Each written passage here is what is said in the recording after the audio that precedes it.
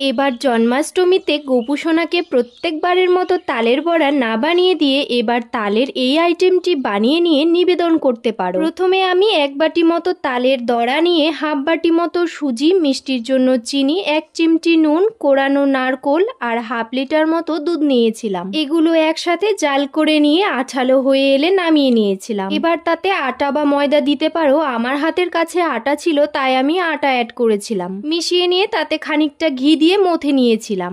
এরপর একটু একটু করে হাতে নিয়ে ছোট ছোট গোল গোল করে পাকিয়ে নিয়েছিলাম। এবারে কড়াইয়ে তেল দিয়ে তেল গরম করে নিয়ে ছোট মিষ্টিগুলো ভেজে তুলে নিয়েছিলাম একটু লাল লাল করে। ও হ্যাঁ, আর একটা কথা, ভাজার সময় জালটা অবশ্যই লোতে রাখতে হবে। এরপর লাস্ট স্টেপে কিছুটা জলে চিনি দিয়ে শিরা বানিয়ে নিতে হবে। বেশ চ্যাটচ্যাটে হয়ে এলে জালটা বন্ধ করে মিষ্টিগুলো ছেড়ে কিছুক্ষণ অমনি রেখে দেব, রসগুলো যাতে পুরোপুরি ঢুকে যায়। এটা এতটা নরম তুলতুলে হয় আর খেতেও দারুণ সুস্বাদু।